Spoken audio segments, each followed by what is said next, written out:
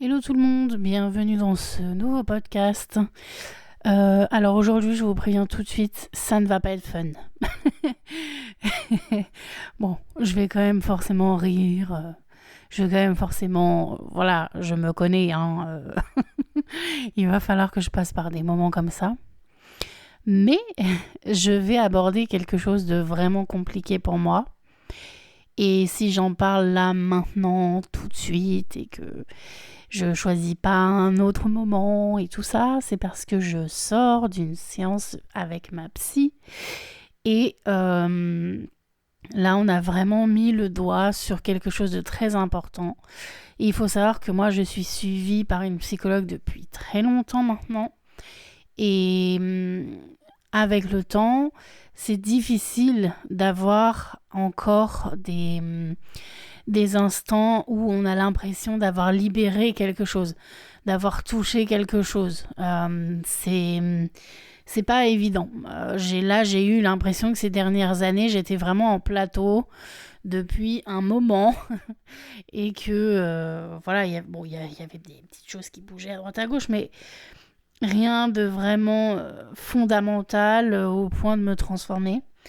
Or là, je touche quelque chose. Les personnes qui me suivent sur les réseaux ont peut-être déjà une certaine idée de ce que ça va être et je vous fais pas attendre plus longtemps. J'ai vraiment l'art du teasing.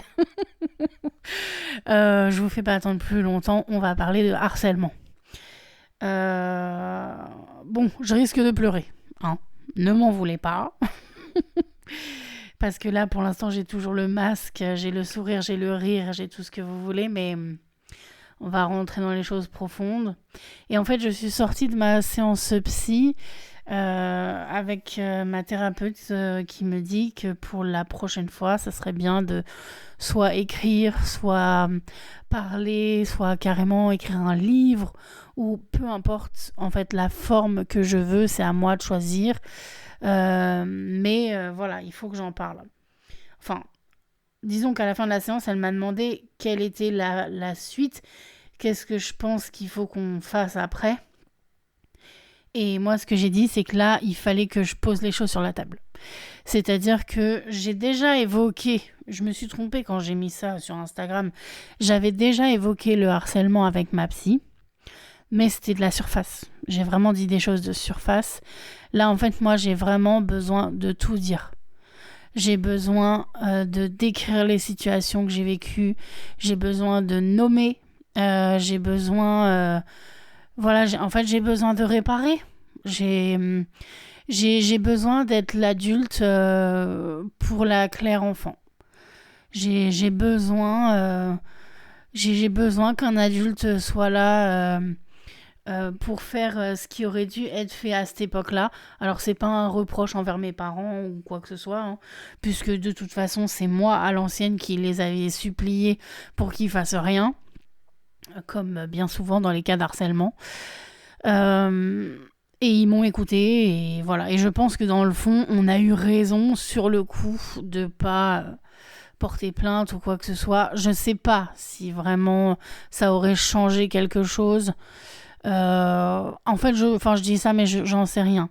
Moi, j'ai eu l'impression sur le coup que c'était une bonne idée parce que j'ai eu la sensation que je me protégeais en ne portant pas plainte. Évidemment, avec le recul, je pense qu'ils auraient dû payer pour ce qu'ils ont fait. Euh, mais bon, bah, personne n'a payé, hein, à part moi. C'est drôle. Euh, Mais vraiment, oui, j'ai payé. Moi, j'ai payé sur mon corps. J'ai pris sur moi. Clairement. Et pas le cliché du j'ai pris de la graisse. Et donc, non, non, j'ai pris sur moi mentalement, quoi. Émotionnellement. En plus, j'ai toujours été hypersensible. Donc, moi, je vivais les choses très intensément déjà à cette époque-là. Euh, et il a fallu que je me renforce d'une certaine manière pour pouvoir faire face. Et je me souviens que c'est exactement juste après ça, c'est l'époque où j'ai arrêté de pleurer. C'est vraiment à cette époque-là, où tout à coup je pleurais plus et tout. J'avais comme coupé mes émotions, euh, en tout cas leur intensité. Et c'est là où mes troubles alimentaires où c'est parti en cacahuète, quoi. Vraiment. J'avais déjà une tendance à ça, j'avais déjà un terrain, j'étais déjà grosse, voilà, il y avait déjà plein de choses qui étaient bien installées, hein. Mais parce qu'en fait, je pense à une situation, quand je parle là de harcèlement, je pense à une phase, à un moment précis de ma vie, mais en réalité, j'ai eu depuis toute petite des gros instants de rejet qui n'allaient pas forcément jusqu'au harcèlement, quoique. Quoique, hein, faudrait vraiment que je repense à toute mon histoire, mais je pense qu'il y a eu des moments, c'était quand même du harcèlement, et en fait, moi, je savais pas, enfin, justement, je sais pas. Il y a des moments, je suis pas sûre que c'était du harcèlement. Par contre, c'était du vrai rejet, ça c'est sûr. Donc voilà, bon. En fait, je suis sortie donc de la séance psy avec parce que là, ma psy, elle m'avait demandé de faire une sorte de schéma, parce que moi, j'ai conscience de certaines choses pour lesquelles je mange aujourd'hui. Et c'est à cause de il y a 4 états qui me font manger. C'est l'ennui, la solitude, le perfectionnisme et l'anxiété. Je dis pas que ça peut jamais être autre chose, mais généralement, en tout cas, grâce à la thérapie avec le temps, quand je suis triste, maintenant, je sais pleurer à chaudes larmes dans mon lit en écoutant de la musique et faire passer les choses, voilà. Et quand je suis en colère, je sais maîtriser la tristesse et la colère aujourd'hui. Alors que l'ennui, non. La solitude, non. Le perfectionnisme, bon, c'est pas une émotion, mais vous avez compris, non plus. Et l'anxiété, c'est compliqué, hein, voilà. Donc, et en fait, le but, là, c'était, ok, j'ai identifié ces facteurs-là, mais comment je fais des liens entre eux ? C'est-à-dire, qu'est-ce qui se passe autour de ça ? Il fallait vraiment que je réussisse à faire un peu des liens et tout. Et donc, alors pour le perfectionnisme, j'ai juste noté un exemple, parce qu'il n'y a rien d'autre qui m'est venu vraiment. Mais j'ai noté un exemple où j'ai mis que, en fait, à un moment, j'ai failli lâcher le podcast parce que il fallait faire... pour pouvoir publier, moi je passe par un truc qui s'appelle Ocha, et donc en fait c'est un serveur qui permet de diffuser le podcast sur plein de plateformes, voilà. Sauf qu'en fait, quand on lit le truc, ça paraît hyper simple, genre clic et c'est bon. Et en fait, en tout cas, pas la première fois. Il faut créer des comptes. J'ai dû me créer un compte sur Amazon Music, je crois. Je sais plus, enfin bref. Et en fait, voir que je devais faire tout ça, j'ai failli lâcher. Parce que ça me saoulait et que j'avais pas envie. J'avais envie de quelque chose de simple, etc. Et donc, voilà, j'avais envie de pas... j'ai failli ne pas le publier à cause de ça. Bon, j'aurais fini par le faire, parce que c'est pas ça vraiment qui m'aurait empêché. C'est sur le coup, sur l'instant, ça m'a empêché, mais c'est pas forcément tout le temps... Enfin, ça aurait pas vraiment été une raison qui m'aurait fait lâcher complètement le podcast. C'est juste pour donner une idée. Mais voilà. Voilà, ces derniers temps, en tout cas au niveau du perfectionnisme, il y avait ça. Et puis après, bon, moi j'ai d'autres exemples, hein, je peux en donner plein. En réalité, ces derniers temps, par exemple, là je suis en train d'essayer de créer une ligne d'écoute pour les personnes grosses. Et donc du coup, là le perfectionnisme, il bat son plein, il est ravi, le perfectionnisme là. Parce que forcément, il y a tout qui remonte. Je me sens pas légitime. Est-ce que vraiment j'ai ma place ? Est-ce que... Bon, ça, c'est le fameux syndrome de l'imposteur. Mais même, c'est-à-dire que dans le concret, dans les actions, c'est que justement, je fais pas d'action pour améliorer les choses parce que je me sens pas légitime, etc., etc. Bon. Maintenant, moi, j'ai conscience de mes comportements. C'est ça qui est bien avec la thérapie. Mais en même temps, c'est pas bien. Parce qu'avoir conscience ne veut pas dire qu'on change les choses. Et parfois, c'est très difficile parce que du coup, je vois tout, je me rends compte de tous mes comportements, en tout cas de la plupart, je pense. Mais c'est pas pour ça que derrière, j'arrive à changer quoi que ce soit. C'est parfois très frustrant même. Très, très frustrant. Donc là, cette fois, j'ai pas envie de faire comme avant parce que je lâche tous mes projets et je me suis dit non, cette fois, le podcast, j'y tiens. Je trouve que c'est une bonne idée. Je suis pas moins légitime que quelqu'un d'autre parce que je regarde évidemment, je vois les autres podcasts où il y a des choses hyper concrètes. C'est sur des thématiques soit hyper lourdes avec des témoignages intenses et tout.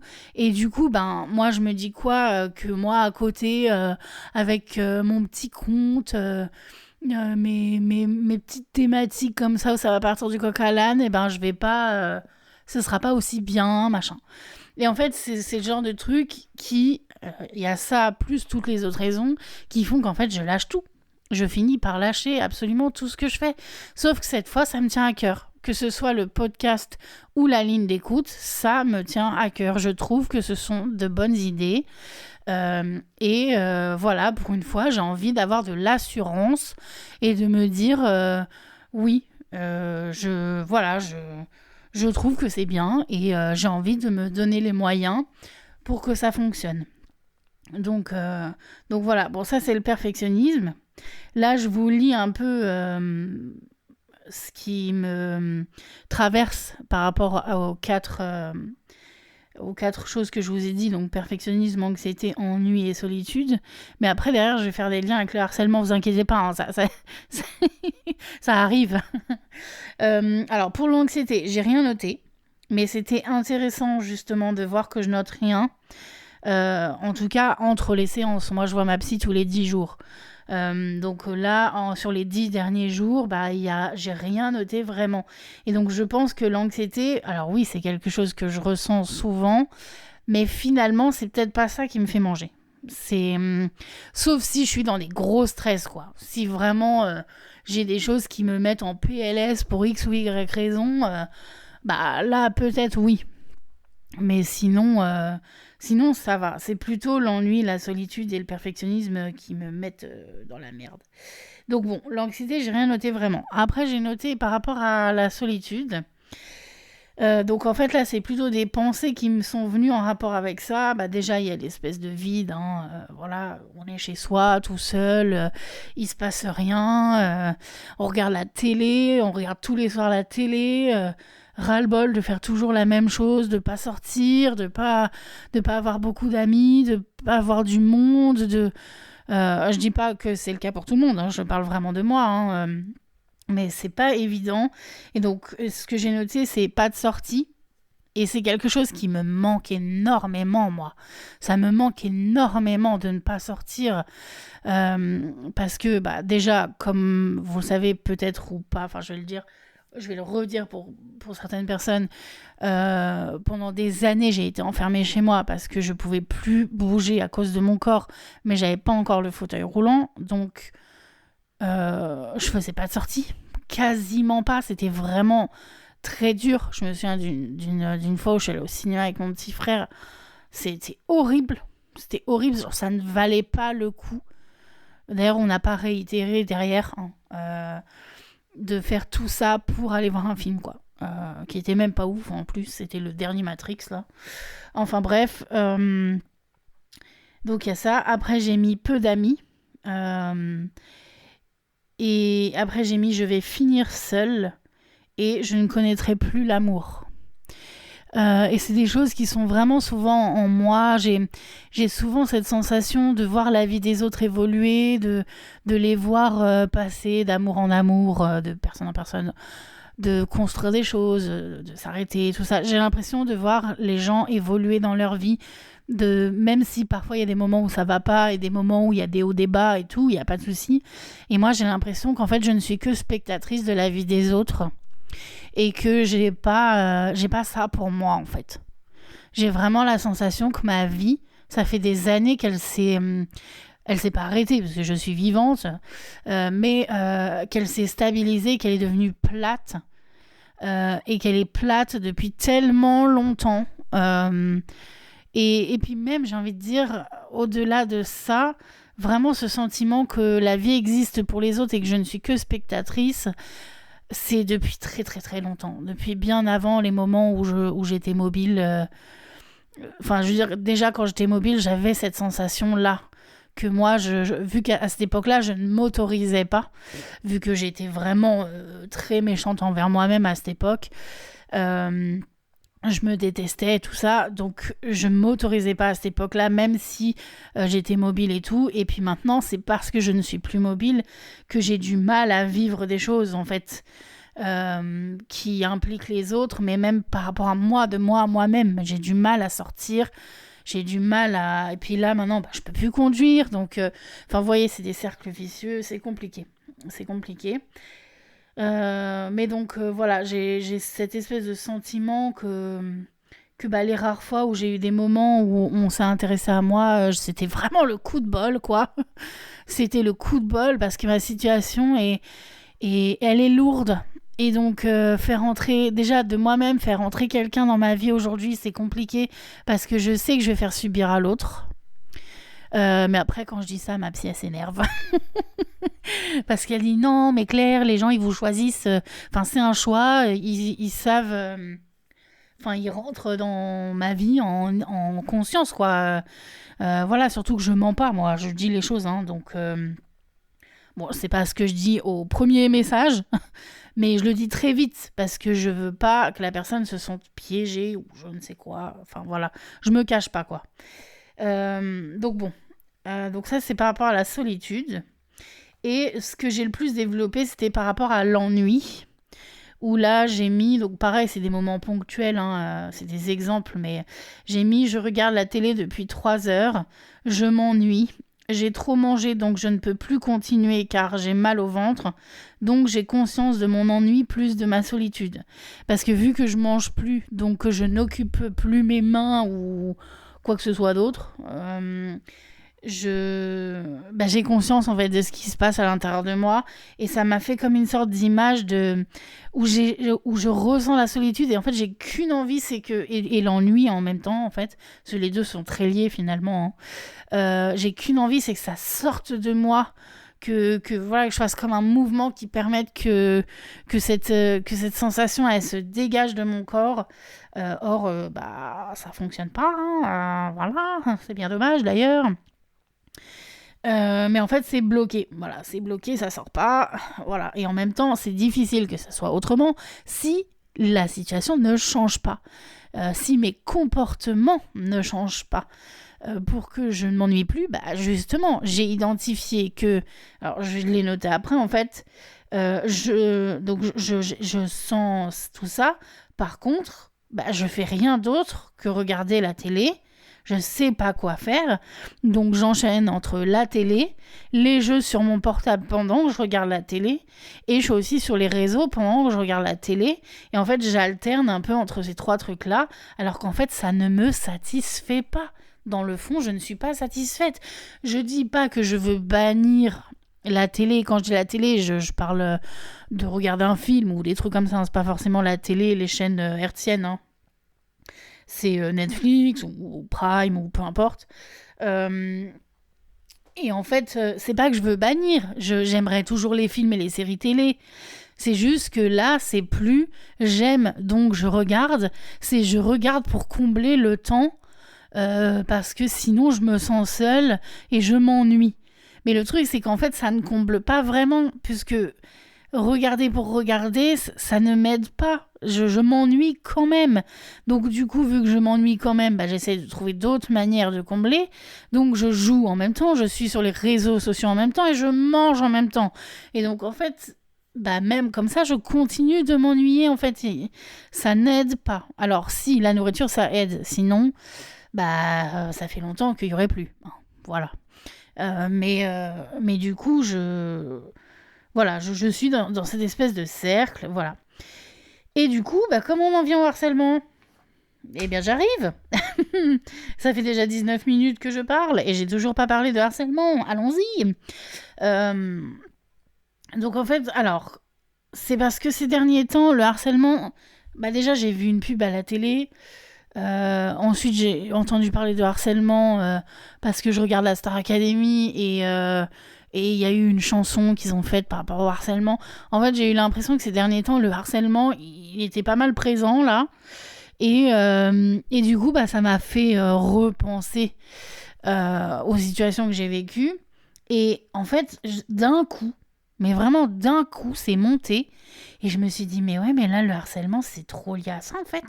C'est lié à l'ennui, à la solitude, à l'anxiété et au perfectionnisme.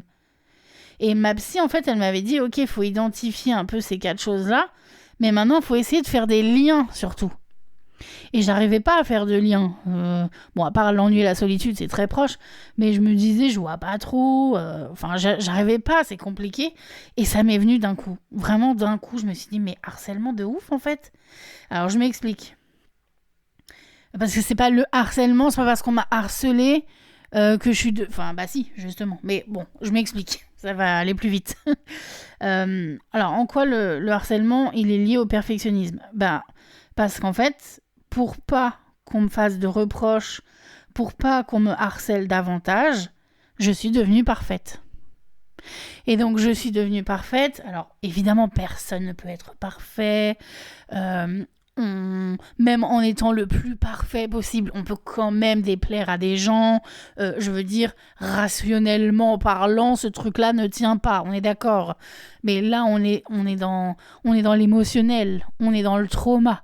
Donc, on est dans des mécanismes de survie, là. Donc forcément, je sais bien que c'est pas complètement rationnel, mais c'est comme ça que ça s'est construit.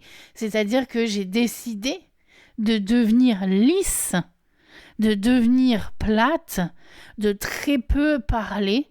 Voilà, j'ai vraiment cette personnalité-là. Les seules personnes avec qui je suis très ouverte et où je parle comme je parle là se comptent sur les doigts de la main. Je suis pas comme ça dans la vraie vie. Vous me voyez, vous me rencontrez par exemple au travail, vous allez vous dire mais c'est qui cette meuf ? C'est qui cette meuf ? Elle fait des podcasts, la nana, au bout de 20 minutes, elle blablabla, elle continue, elle a des tonnes de trucs à dire. Vous me rencontrez dans la vraie vie, je ne décroche pas un mot. Mais c'est pas volontaire, hein, je veux dire, c'est pas un comportement que qui est conscientisé, où je me dis, là, exprès, je vois quelqu'un, j'appuie sur le bouton off, c'est mort, je parle pas. Non, ce sont des choses qui se font naturellement et qui, en plus, moi, me dérangent intérieurement. C'est-à-dire que sur le coup, j'arrive, je me dis, mais Claire, pourquoi tu parles pas ? Ça m'énerve. Ça m'agace et je ne sais l'expliquer. Si, je sais l'expliquer. C'est parce que je me sens jugée en permanence. Et en fait, j'ai mis... donc, pour pas qu'on me fasse de reproches et me harcèle encore, donc je suis devenue parfaite. Et donc, c'est ça, c'est ce que je disais, c'est... En fait, je suis devenue... c'est pas je suis devenue, je me suis carrément construite autour de ça. C'était déjà le cas quand j'étais petite. Comme je vous dis, j'avais déjà un terrain à ça. Déjà, j'étais timide, j'étais sensible, j'avais déjà vécu beaucoup de rejets. Et puis, il y a eu tout ce qu'il y a eu à ce moment-là au niveau du harcèlement quand j'étais adolescente. Et là, ça n'a fait que consolider, en fait. Et j'ai vraiment consolidé ma personnalité autour d'être plate et lisse pour ne déplaire à personne. Alors, c'est clair que du coup, c'est le problème là-dedans. C'est que oui, je déplais à personne parce qu'on n'a rien à me reprocher. Mais du coup, on m'adore pas non plus. Parce que je suis lisse. Donc c'est, ouais, Claire, ouais, bon. En fait, on se souvient pas de moi. Je suis la nana au fond de la classe on se souvient même pas sur la photo. Je suis celle, quand vous regardez vos photos 20 ans après, on se dit c'est qui celle-là déjà, je me souviens même plus de son prénom. Voilà, moi je suis celle-là.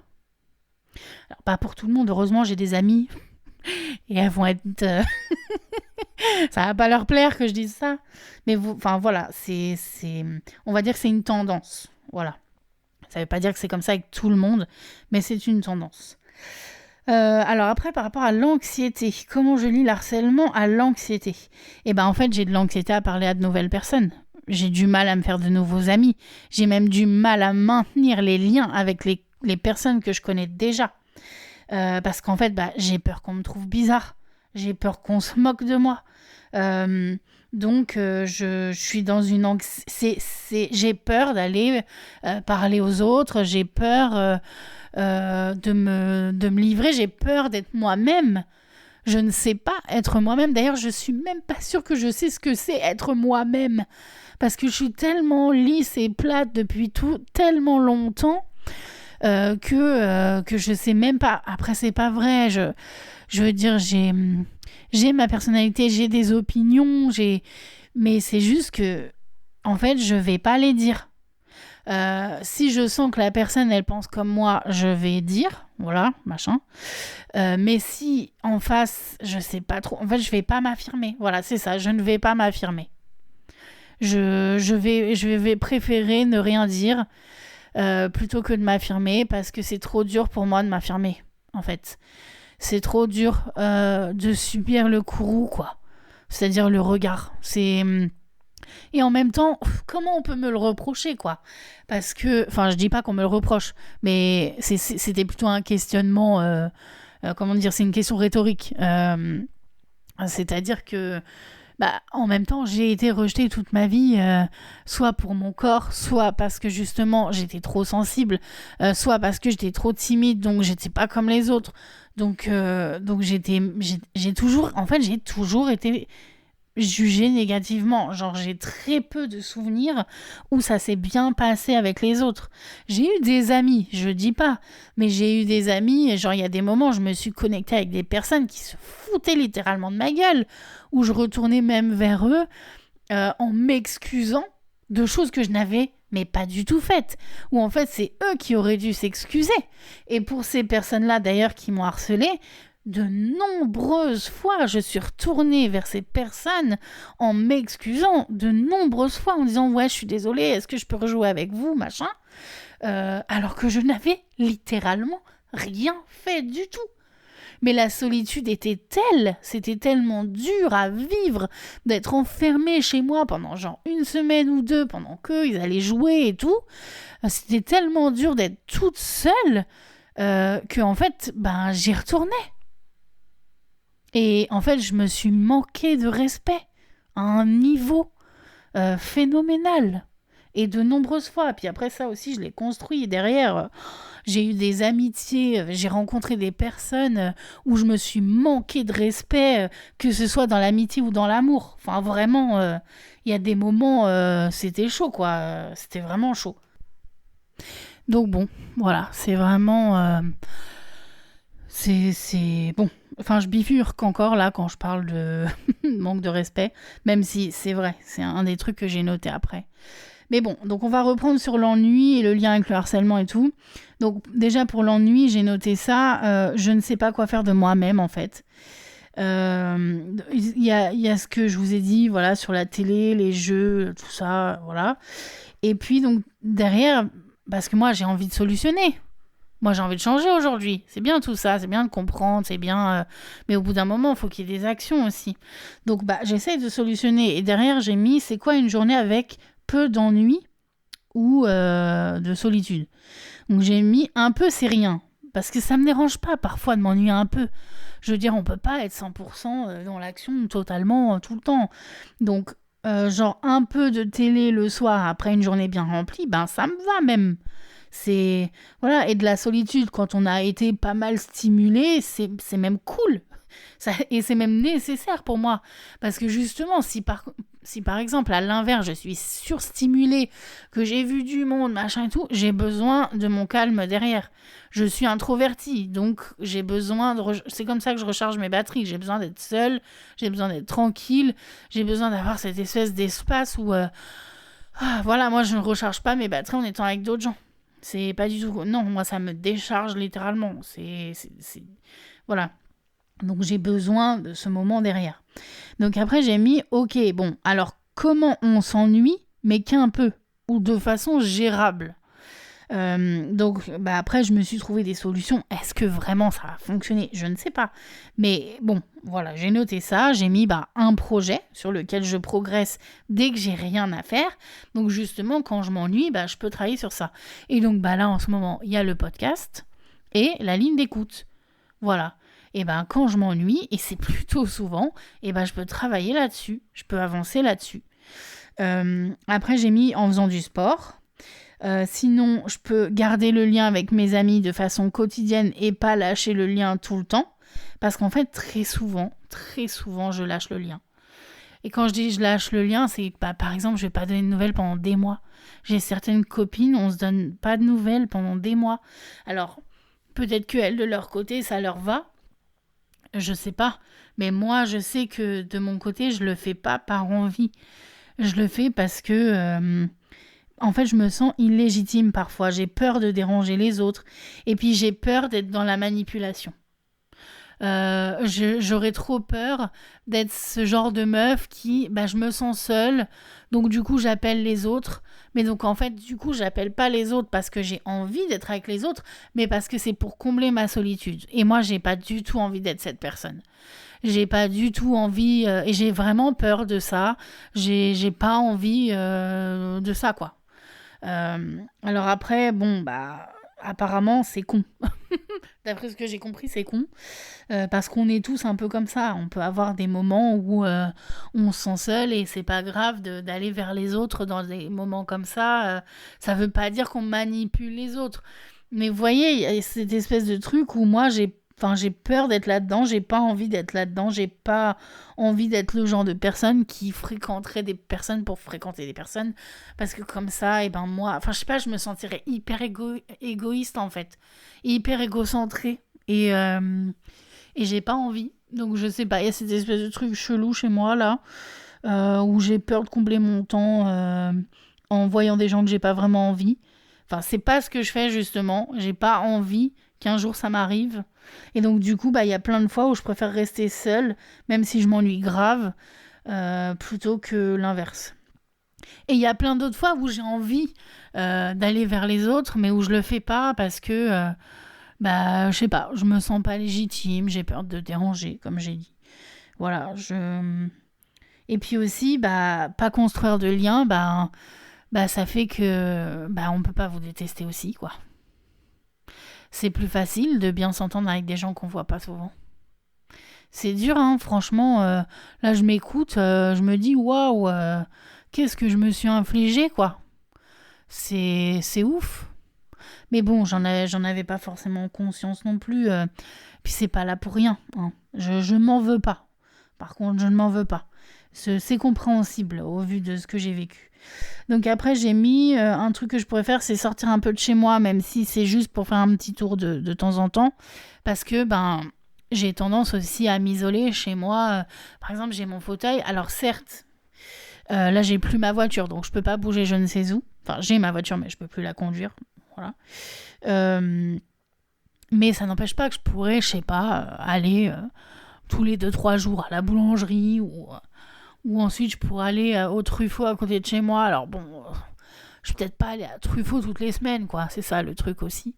Mais je sais pas, faire un tour de pâté de maison. Il y a bien des gens qui vont dehors juste pour se balader parce qu'en fait, juste être dehors, prendre l'air, être sous le ciel bleu, ça fait du bien. Et en fait, moi, je le fais pas. Il y a plein de fois.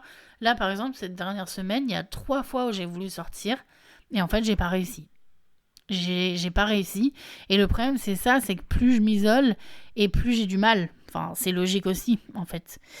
Donc voilà. Et après, le dernier truc que j'ai mis, c'est avancer sur ma liste des tâches. Vous savez, on a tous un peu une liste de trucs qu'on doit faire et qu'on fait pas et qui traînent. Et voilà, bon, je me dis que je pourrais faire ça. Voilà, donc ça c'est ce que j'ai mis. Donc maintenant, comment je fais le lien entre... donc j'ai parlé de l'harcèlement avec le perfectionnisme. Quel lien je faisais? Donc je le rappelle, c'est pour pas qu'on me fasse de reproches et qu'on me harcèle encore. Je suis parfaite, je suis lisse, je suis plate. Pour l'anxiété, le rapport, c'était que j'ai du mal à parler avec de nouvelles personnes, j'ai peur qu'on me trouve bizarre et qu'on se moque de moi. Donc j'ai un peu peur d'aller vers les autres, voilà. Donc là, maintenant, le harcèlement en rapport avec la solitude, ce que c'est, c'est que je me méfie en fait.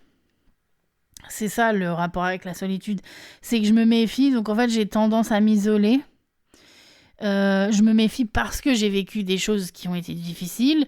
Donc je m'isole parce que comme ça au moins je vis pas d'harcèlement ni de rejet parce que vu que je vois personne, et je suis exigeante envers les personnes qui rentrent dans ma vie parce que maintenant j'ai tellement peur que ça m'arrive à nouveau que en fait je suis exigeante comme ça et je suis sûre que je vais pas avoir de moquerie. En fait, faut être sûr maintenant, c'est que si je vous accepte dans ma vie, dans mon quotidien, c'est que j'ai vu que j'allais pas être jugée du tout,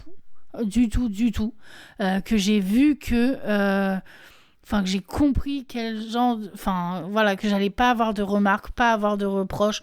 Ça veut pas dire qu'on peut rien me dire quand je dis tout ça. C'est juste qu'il y a une façon, vous voyez, de dire les choses. Il y a du tact, il y a les formes, quoi. Et ça compte. Parce que moi, dès que je suis rejetée et tout, je pleure direct. C'est très dur pour moi. Qu'on me crie dessus, tout ça, c'est pas possible. C'est instantané, je vrille. Quand je dis je vrille, je veux dire je pleure. Je pars pas en cacahuète. Voilà. Et le dernier lien, donc, entre harcèlement et l'ennui, ce qui est marrant, c'est que j'avais pas fait de lien, justement. Je l'avais pas noté, celui-là. Et ma psy, elle m'a dit, mais c'est très intéressant tout ça. Alors réfléchissons-y. Et en fait, l'ennui, elle m'a fait une théorie et j'ai dit, c'est exactement ça. Donc moi, là, je le lis à l'abandon de mes projets. Donc comme ce que je vous ai dit au début, je commence un podcast, je le fais pas. La ligne d'écoute, il y a un moment, je voulais faire une ligne de vêtements. Ça a jamais tenu. J'ai commencé le piano, ça a jamais tenu. Bref, il n'y a rien qui tient. Et en fait, sa théorie, c'est que, en fait, en restant dans des espèces de... d'activités un peu... dont j'ai l'habitude, au moins, ça reste connu, ça reste simple pour moi. Et donc, au moins, je suis sûre que ça ne va pas avoir d'impact négatif. Ça va pas mal se passer. Et en effet, rien ne peut mal se passer en regardant la télé, en jouant à des jeux et en allant sur les réseaux. Si, sur les réseaux, il peut se passer des trucs. Mais vous avez compris, ça reste de la distance. Finalement, en étant sur un réseau social, c'est mon téléphone. Moi, je suis toute seule dans ma pièce. Donc ça reste de la distance, donc c'est moins gênant que si je devais vivre quelque chose en vrai. Et donc par contre, se lancer des projets, ça veut dire se confronter au fait que ça peut ne pas fonctionner, qu'il peut y avoir des trucs qui foirent et qui sont pas très bien, où je peux me tromper, donc ne pas correspondre, donc ne pas être parfaite. Voilà. Ah, je suis chiante à mort, Mais donc, c'était intéressant. Même moi, je suis fière de moi, là. Parce que je trouve que j'ai réussi à lier tout ça. Et donc, ma psy, elle m'a dit, mais donc, du coup, c'est peut-être pas forcément le harcèlement, c'est peut-être plutôt la méfiance. Et j'ai dit, non, vous voyez, pour moi, c'est bien le harcèlement, le lien de tout. Parce que oui, certes, méfiance, mais la méfiance, c'est un mécanisme que j'ai mis en place parce que j'ai subi le harcèlement. Donc, et donc c'était vraiment une séance très riche. Et donc, en fait, je me rends compte que là, moi, ce que j'ai besoin, c'est vraiment de parler de tout ça. Et c'est ce qu'elle m'a dit pour la prochaine fois qu'il fallait, donc comme je vous ai dit en début d'épisode, qu'il fallait que j'en parle ou que j'écrive un texte ou que je fasse quelque chose et que je dégage des sortes de thématiques pour parler de ça. Et en fait, là par contre, je me rends compte qu'on est déjà à presque 39 minutes de podcast, donc je ne vais pas détailler dans cet épisode-là. Mais je vais faire un deuxième épisode où là, je parlerai vraiment de ce que j'ai vécu comme harcèlement. Et je trouvais ça intéressant de faire le lien avec ce que je suis aujourd'hui, ce que j'ai vécu. Et si j'arrive... Alors, je sais pas encore comment je vais transformer tout ça, Je sais pas encore comment je vais transformer l'ennui, la solitude. Faut pas non plus que je passe du coq à l'âne et que demain, je fais sauter toutes les barrières. De toute façon, faut pas. Ça sert à rien de faire ça comme ça. Ça va se faire petit à petit. Mais voilà, je pense que là, je tiens vraiment quelque chose. Et voilà, je suis plutôt fière. Donc, je voulais en parler. Et puis, donc, dans un prochain épisode, ce sera peut-être pas... Ils vont peut-être pas se suivre, hein. Ça, je peux pas vous dire d'avance. Mais dans un prochain épisode, je parlerai vraiment du harcèlement en soi. Qu'est-ce que j'ai vécu, surtout à l'adolescence, mais pas que. Parce que j'ai resubi de harcèlement au travail l'année dernière. Mais c'était pas aussi fort, c'est clair, parce que maintenant, dès que je vois un truc comme ça, je fais quoi? Sayonara, je me casse. Et je sais ce que j'ai fait. Je me suis cassée avant qu'il soit trop tard. Enfin bref, voilà. Donc, lourd en émotions en tout là. C'était pas mal fort, en tout cas pour moi. Je ne sais pas pour vous, mais pour moi c'était intense et riche et tout ça. J'espère que dans le fond ça vous plaira, parce que finalement je ne fais que me livrer en profondeur sur mes problématiques internes. Euh, donc bon, j'espère que ça vous aura intéressé. Potentiellement que ça touche des personnes qui ont la même chose ou pas. Même des personnes qui n'ont pas ça. Euh, mais voilà, donc je ne sais jamais terminer, donc je vais arrêter là. Je vous dis à bientôt pour de nouvelles aventures. Salut!